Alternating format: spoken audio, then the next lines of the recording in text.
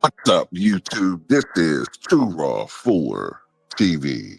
All right, so before I get into this video, shout out to the brother Magnetic Discovery with the $10 donation via the PayPal. And he had a question.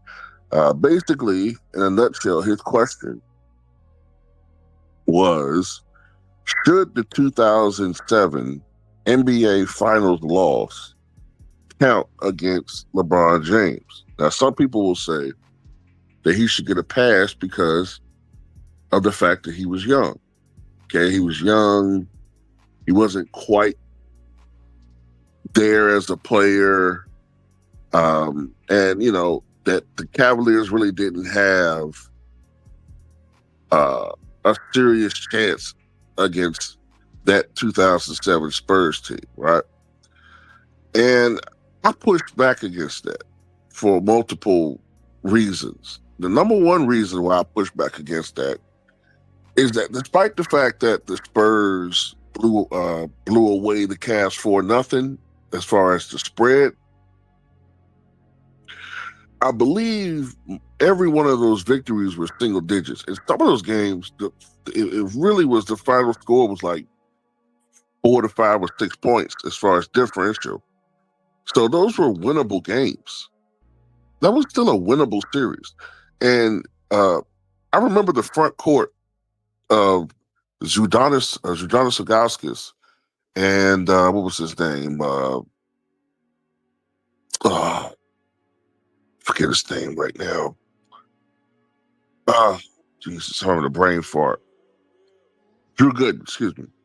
I remember the front court of Zydrunas Ilgauskas and Drew Gooden doing a good job, a very good job against Tim Duncan. Matter of fact, I believe that may have been the worst final series in Tim Duncan's career, right? The one guy for the Cleveland Cavaliers who didn't show up really was Lebron James. If I recall correctly, in that series, he averaged only 22 points per game. He shot 35% from the floor, and he averaged nearly 6 turnovers per game. He had an atrocious series. If LeBron James had just simply had been average by his standards in that series, you know, by average, I mean, maybe 26 points, 27 points a game, 45% from the floor, they would have won.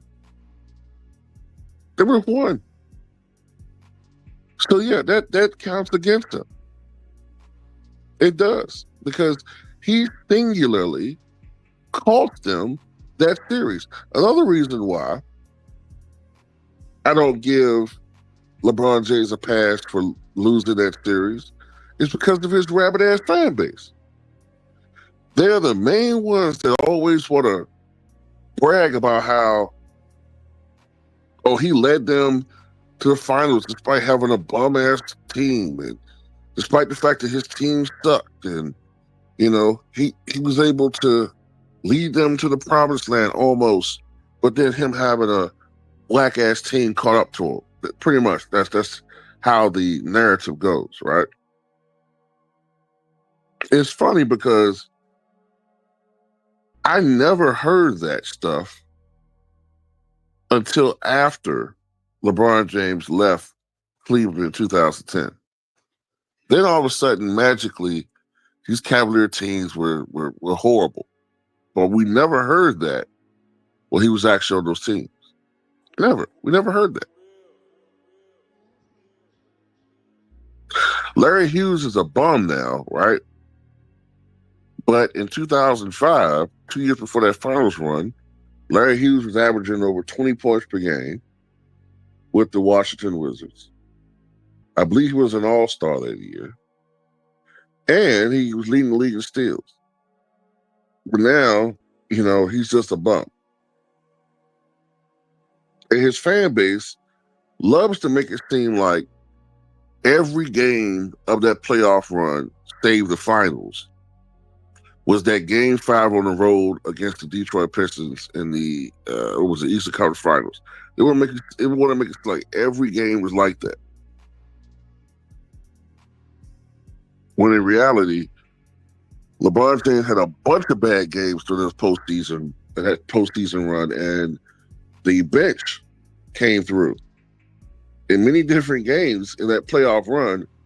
There were different heroes for the Cavaliers. Sometimes LeBron James, sometimes it was Daniel Boobie Gibson, sometimes it would be the combination of, Zydrunas Ilgauskas and Mo Williams, or Mo Williams and Drew Gooden have a big game, or, Daniel Marshall might come out and nail 4 or 5 threes and have a big impact on the game.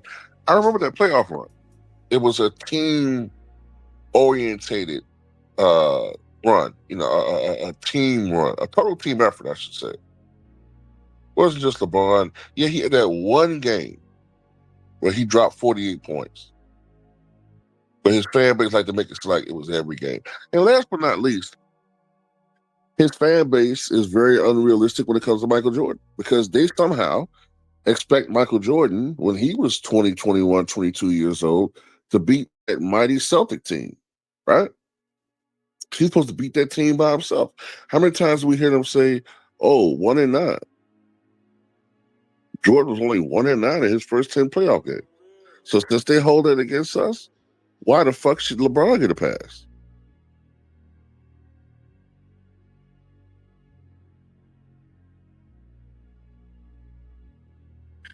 So, nah, he don't get no pass. And yes, it should count against him. So that finals loss should count against him. 2011 loss obviously should count against him, because, he had another terrible final performance. His second consecutive one. In 2012, the powers to be made sure that the Miami Heat won that series. 2013, with a super team around him, he was on the verge of, losing another finals when Ray Allen saved his bacon. I mean, the guy really has had a lot of perilous moments in his NBA career in the finals, man. Like, if you take away